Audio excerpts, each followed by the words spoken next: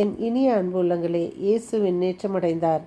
40 நாட்கள் நம்மளோடு வாழ்ந்து இவர் விண்ணகம் சென்று தந்தையின் வலப்புறம் அமர்கிறார். நாம் தினம் சொல்ல வேண்டியது, எங்கள் அன்னையே, எங்களுக்கு எதிராக எங்களுக்கு உதவிடும் உபகாரியே, எங்களுக்காகவும் திருமகளிடம் வேண்டிக் கொள்ளும். நாம் செய்ய வேண்டியது, அன்னை மரியாவுக்கு எதிராக பேசப்படும் தகாத சொற்கள் விமர்சனங்களுக்காக பரிகாரமாக ஜெபிப்போம்.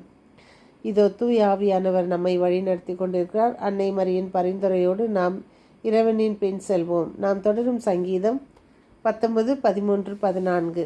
மேலும் ஆணவ மிக்கோரிடமிருந்து அடியாரை காத்தருளும். அவர்கள் என்னை ஆட்டி படைக்காதிருக்கட்டும். அப்பொழுது நான் மாசற்று இருப்பேன், பெரும்பிழை எதையும் செய்யாதிருப்பேன். நீதிமொழிகள் 9, 16, 17, 18. இன்றைய வாசகம் திருத்தூதர்கள் பணி நூலிலிருந்து 1:11. எங்கள் கண் முன்பாக இயேசு மேலே எடுத்துக்கொள்ளப்பட்டார். 2ஆம் வாசகம் எபேசியர் 4:1-13. கிறிஸ்துவிடம் காணப்பட்ட நிறைவானவை பெரும் அளவுக்கு நாம் முதிர்ச்சி அடைவோம்.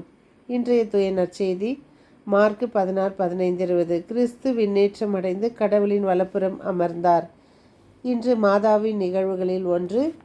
1604ஆம் ஆண்டு 2 நண்பர்கள் ஸ்கூல் படிக்கும் போதுலேருந்து 2 பேரும் ரொம்ப க்ளோஸாக இருக்கிறாங்க.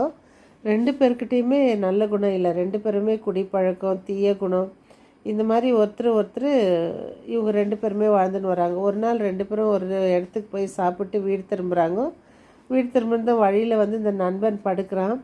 படுக்கும்போது ஒரு அருள் நிறைந்த மரியை சொல்கிற பழக்கம் இவனுக்கு எப்போவுமே உண்டு.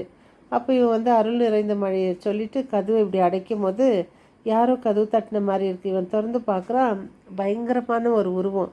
அப்போ அவனுக்கு அது கேட்குது, அந்த உருவம் நான் யாருன்னு தெரியுது. அப்போ இவன் சொல்கிறான், எனக்கு தெரியுமே உன்னை, நீ என் நண்பன் தானே, உனக்கு என்ன ஆச்சு, ஏன் இப்படி பேய் மாதிரி நிற்கிறேன் போது அவன் சொல்கிறான், நான் பாரு, நீனா டெய்லி அன்னை மரியாக்கு இந்த ஜெபம் செய்கிறதுனால நீ காப்பாற்றப்பட்ட, நான் காப்பாற்றப்பட முடியல. என்னால் என்னை சாத்தான் ஆட்கொண்டு என்னை கொன்று அங்கே நடு ரோட்டில் போட்டிருக்கு.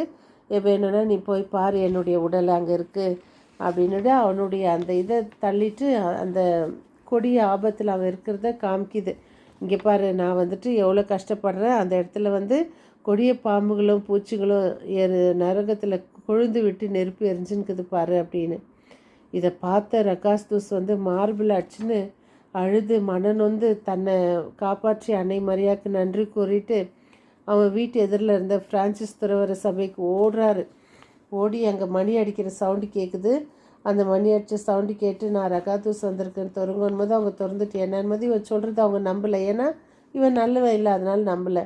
அப்போ அதை இன்னொரு துறவி என்ன பண்ணுறாரு, அவரை கூட ஒரு ஆள் அனுப்பிச்சு, நீ போய் பாரு அந்த இடத்துல அந்த பாடி இருக்குதான்னும் போது அங்கே பார்த்துட்டு அந்த பாடி இருக்கிறத பார்த்து தான் இவர் அந்த காங்கிரிகேஷனில் சேர்த்து இவர் ஒரு பெரிய குருவாகி இந்தியாவுக்கு அனுப்பப்பட்டு இந்திய நாட்டுக்கு அங்கே திரும்பி ஜப்பான் நாட்டுக்கு போய் அங்கே அவர் மறை சாட்சியாக மரணம் அடைகிறாரு. ஸோ நாமளும் அன்னை மரியாவுக்கு தினம் நம்மை அர்ப்பணித்து ஒரு அருள் நிறைந்த மரியாவது சொல்லிட்டு படுக்க முயற்சி செய்வோம். தினம் குடும்ப ஜெபமாலை செய்வோம். தினம் குரோட்டோவிடம் கெபியிடம் அன்னை மரியாளுக்காக நம் பிள்ளைகளையும் குடும்பத்தையும் ஜெபத்தையும் ஒப்பு கொடுப்போம். மீண்டும் சந்திக்கும் வரை உங்கள் அன்பு தோழி.